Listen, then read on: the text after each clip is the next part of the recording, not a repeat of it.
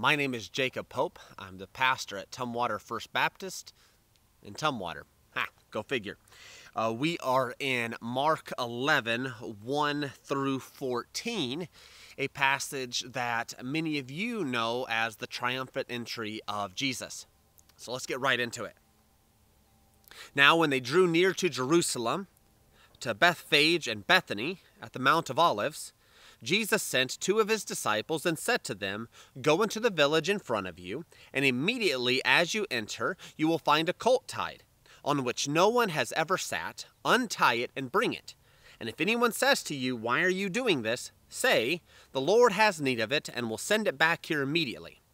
And they went away, and they found a colt tied at the door outside in the street, and they untied it. And some of those standing there said to them, "What are you doing untying the colt?" And they told them what Jesus had said, and they let them go. And they brought the colt to Jesus, threw their cloaks on it, and he sat on it. And many spread their cloaks on the road, and others spread leafy branches that they had cut from the fields. And those who went before and those who followed were shouting, "Hosanna! Blessed is he who comes in the name of the Lord. Blessed is the coming kingdom of our father David. Hosanna in the highest." And he entered Jerusalem and went into the temple. And when he had looked around at everything, as it was already late, he went out to Bethany with the 12. We're familiar with that. We can imagine what is playing out, the excitement and the energy as Jesus is coming and in essence saying, "I am here." And the people of Jerusalem just respond, and they have palm leaves and branches, and it's a celebration. It's like a 4th of July parade. It's really exciting. But what we have to do when we read the Bible is we need to be asking this question: is why did the author put this here? Especially what plays out in verses 12 through 14.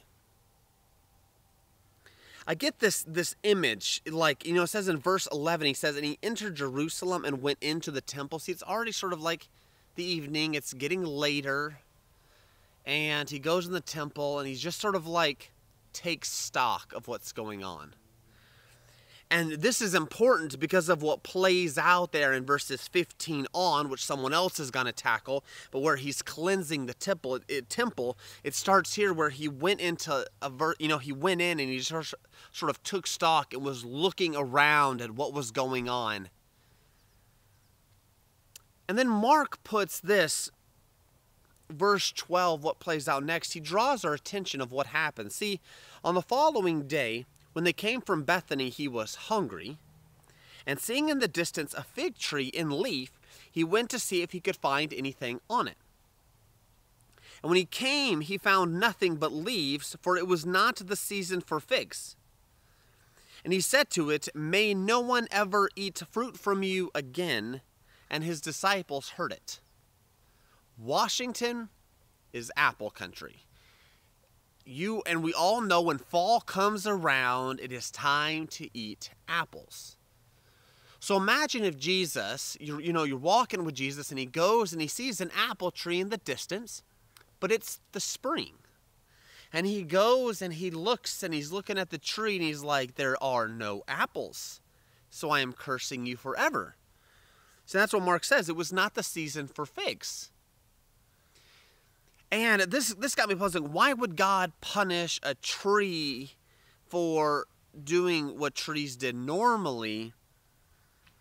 But I think what else Mark shows is this isn't exactly the case here. See, seeing in the distance a fig tree in leaf. So this tree, when it bore leaves, it was showing, hey, there's figs. And during the spring, there is something that happens with a lot of fig trees there in the Middle East, where it's, the word is breba. It's B-R-E-B-A. And so what we think of is, so here's a little tree I have. This isn't anything fancy, okay? But see, it has a little fruit. It's on a new branch. See, the new branches come and you see the new fruit. This is generally what happens with figs, is the figs would grow on a new branch, a brighter branch. But every once in a while, a certain plant, certain figs would grow on mature branches. So branches that weren't green and new, and this fruit was really sweet. And so coming from, leaving the winter time, and if you came across a plant with this breba, this sort of this bountiful extra fruit, it made you excited. And that's what Jesus is expecting here. He sees the leaves. It is springtime. This tree should have this bonus fruit, this bumper fruit, this fruit that grows specially on a mature branch. It's sort of like what's been left over from last year. It's now here. So it's like walking up to an apple tree. It doesn't quite apply, but like walking up to an apple tree in the spring and getting one of the juiciest, yummiest apples that's sort of like left over. Doesn't work with apples, but it does work with figs. And so Jesus comes to this and says, where's the fruit? There's no fruit. And I think Mark puts it here, especially with what's about to be set up, is Jesus, as he enters Jerusalem and as he enters the city and enters the temple, there's leaves. It's looking like it's supposed to. It's looking like it's supposed to have a crop. Like there's supposed to be fruit there. And what he finds in the temple, and what we see in verse 15, is it's not the case. The tree of Israel wasn't bearing figs like it was supposed to. And I think this is a challenge for us, is any of us can put on a really good show and act like everything is okay, but in the inside, something's wrong. We're not bearing fruit like we should. And if that's the case for you, where you're just putting on a show, I think it's time to go talk to your pastor or wise counselor and just be honest. Say, hey, right now in the season of my life, I'm putting on a show. I'm putting on the fake leaves.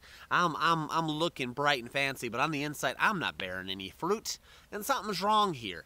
And talk with them, talk with your pastor, wise friend, and get that worked out. So we're not like that fig tree that Jesus, cursed, that we're like, hey, all right, I'm bearing leaves, I'm supposed to bear fruit, and put that in reality. And God is more than willing of bearing and revealing fruit and letting his fruit grow into you if we ask him. And if we're yielding and showing and demonstrating our faith in him, it's going to happen. But every once in a while, we struggle, and we've got to turn back to Jesus, and we've got to turn back and work these things out with our pastor or wise friend.